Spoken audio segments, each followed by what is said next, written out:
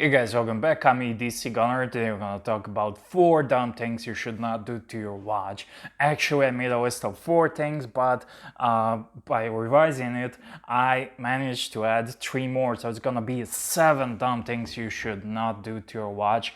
I've been guilty on doing it. Nobody's perfect. And in the light of my recent videos, I'm gonna want to do this. So if you're following me, you can check out my previous upload so you see all the stuff I managed to do. However, number 1 on my list is changing the day, adjusting the date at midnight.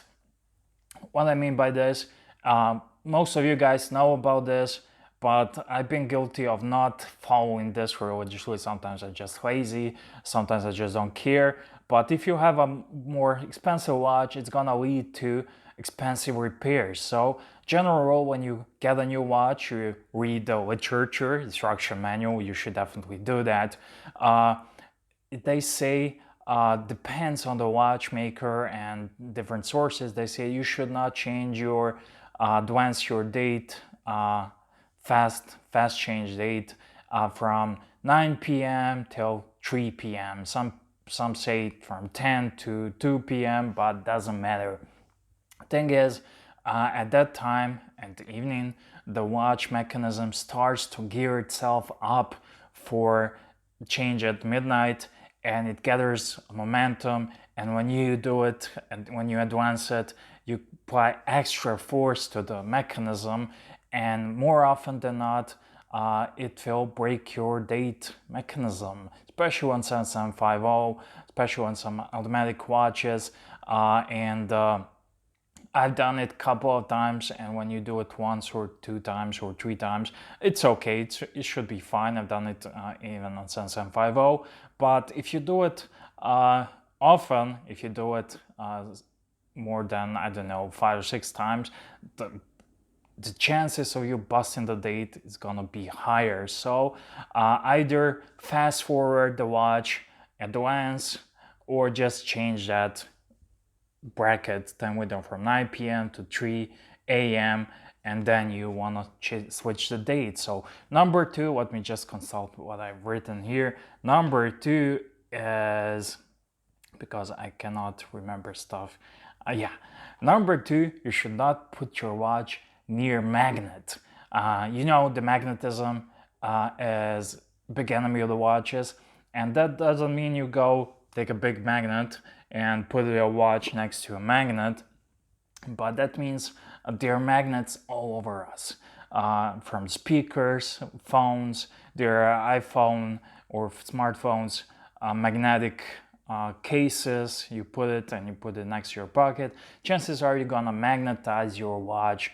And what I mean by that, the spring, oscillating spring in the watch, that's on the balance wheel, they're gonna get stuck together, and usually the watch will run faster, and that's one of the indicators of running that. So there's if you know for sure you magnetize your watch, you can get a $15 demagnetizer tool, but it's always best to take it to a watch professional and he will take care of that for you. Maybe your watch is not magnetized, maybe it's running faster from an impact, from a shock or something, but it's usually quick fix. But if you don't know what you're doing, it's best to take it to a watchmaker, especially if you have an expensive watch like a Rolex or something else. So number 3, this is a silly thing, but I've seen people send me emails, use a chronograph watch underwater.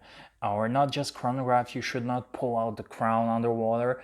And chronograph, by its design, it has 3 holes. It's not that watertight. Even if it's a water resistant, has a screw down pushers. You should not do it underwater. It's a common sense. And I wish more people would use common sense, because when you push it, you create that space for water, especially underwater when the pressure is higher and water just wants to penetrate inside the watch, and your watch it's not good. So number 4, number 4 is when you have, well, a watch, and I've done this many times, but I would advise you not to do it.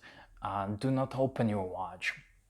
I've done this many times, and lots of people do it, but I have a watchmaker, and whenever I took a watch to him, when I buy a watch, I take it to the watchmaker and he inspects the movement, see if it needs cleaning and everything else. And he always, without a fail, whenever I brought him a new watch, he takes his little loop and tweezers and pulls out a tiny microscopic hair or speck of dust and says, "Here, check this out. It's there." So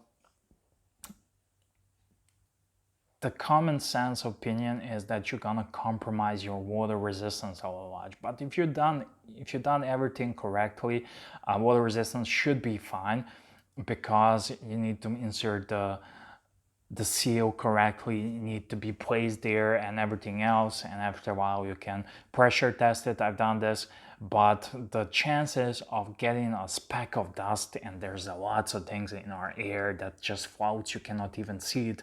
If something, a foreign object, goes inside the watch, it can disturb the movement or accuracy of the watch. So if you are not a watch professional, if you have a watch professional nearby, especially with this expensive watch, I've opened my Breitlings, I opened my Rolexes, but that's usually before I want to take it to the service, and I'm good because I know I'm gonna get it cleaned and serviced. So I want to check out a little bit, see what's inside and what's going on, take some cool photos. And on some cheaper watches, but you have a watch that's dear for you, if you've been on a wait list for 3 years, do not open it. Do not open it, take it to a professional, and it has to be clean environment, and they know what they're doing. They can blow the dust and everything out of your watch. So another thing, I get a lot of questions all over my YouTube career. I shower with my dive watch. I have on my wrist Seiko dive watch. It's an ISO certified Seiko SKS 009.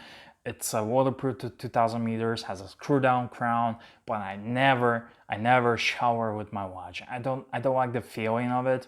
I don't like the soap, that red soap residue that is left on my watch. Another thing, soap and the rubber gaskets do not like each other, and the soap can deteriorate the rubber gasket. Not once, twice, but if you do it frequently, I hope you shower every day. And if you do it every day, if you shower every day with your watch on, chances are that the water resistance will be compromised. And not just if it doesn't penetrate through the gaskets, the condensation of hot water and warm cold air, and it can develop some condensation, and oftentimes you will see your watch crystal underneath there is a foggy water.